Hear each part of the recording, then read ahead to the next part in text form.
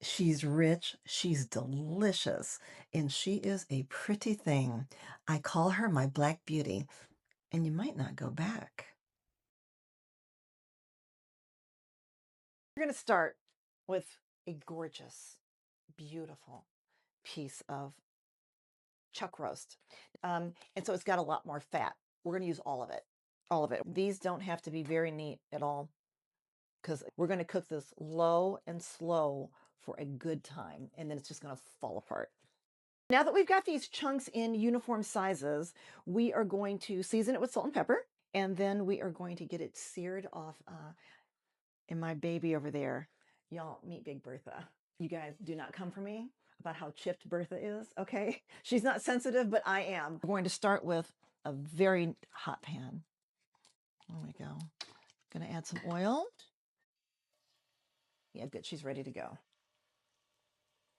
And again, we're gonna plop this in. We are not going to crowd the pan. We're looking for a little bit of that. All right. Okay, so now we've got the most amazing base of flavor already started. To that, we're going to add the aromatics. Now, I'm going to first start with whole cumin seeds. I'm going to grind them just so we release some of their flavor. 2 large onions. Diced fairly fine. Hey, you guys want to hear a really cool pro tip about cutting onions? Because when you're in a restaurant, you're cutting a ton of onions. When you're the new person, they give you all like the really shitty jobs. Anyway, they're not shitty, but they're like definitely the grunt work. Okay, so after you peel your onion of the skin, you take the onion whole and you stick it in the refrigerator for like an hour or 2. Not the freezer, just the fridge. It kills the onion's ability to give off those defensive juices that sting your eyes. The onion is actually protecting itself. It's alive. So the fresher it is, the stronger it's going to go. So yeah, wash it, stick it in the refrigerator. No tears. Okay.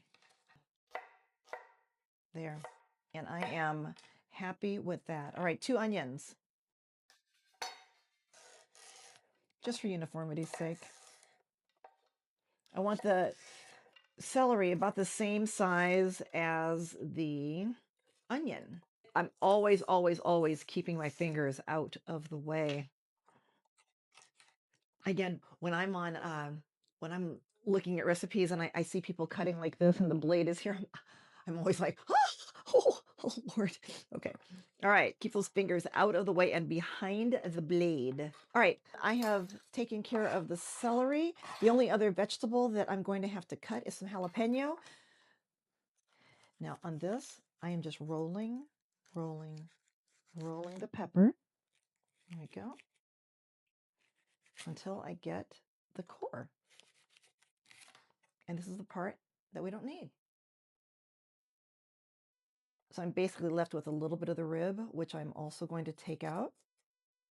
We are definitely at that stage where if for any reason you need to put on a contact lens or rub your eye, you've missed your chance for the entire day. Okay, so after you handle one of these, uh, even if you wash your hands, the oil on a jalapeno is so just like in it to win it that you don't want to do that. All right.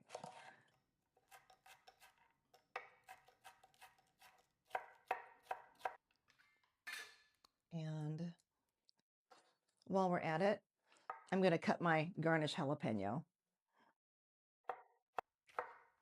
And here we're leaving seeds and all. Okay, you guys. All right, so onions, celery to the fat, right? And listen, the hardest part of this entire recipe is over. We're going to let this go for about 5 minutes. I'm going to stir in all of the spices, and then just going to let Bertha do its thing. So now this has been going about 5 minutes. It can go about 3 minutes more. This is the stage where we're going to add those crushed cumin seeds. So they really open up. The chili powder, the cayenne, oregano, 1 tablespoon of brown sugar. Now we want the spices to have kind of a dry environment to open up before we add any of the wet ingredients. So I'm going to let this go for about 2 minutes. Now I'm going to add bay leaves, tomato paste, crushed tomatoes,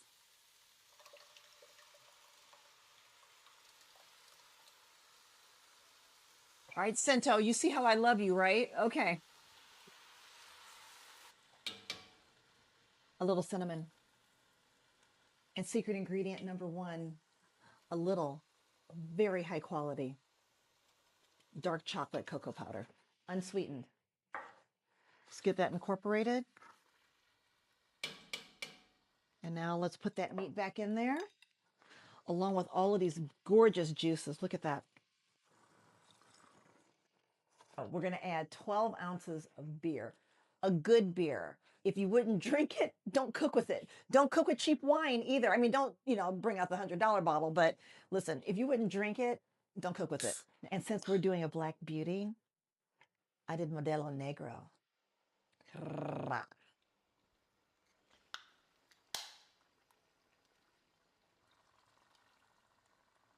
And to this also, I've got some homemade beef bone broth. I'm going to add that as well.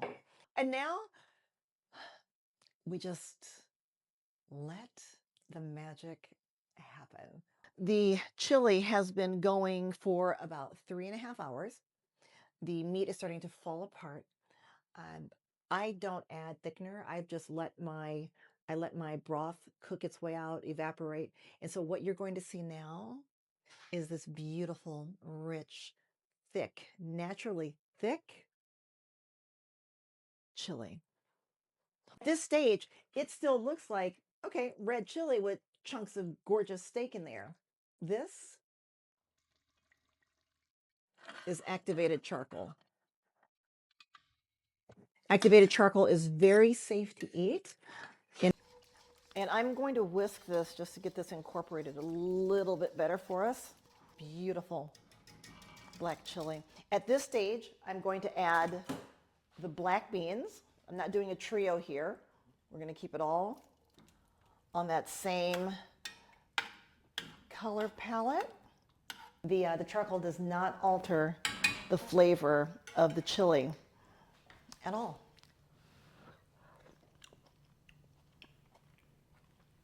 And then the black rice actually has more texture to it than a traditional white rice. So all of this is going to be a great experience.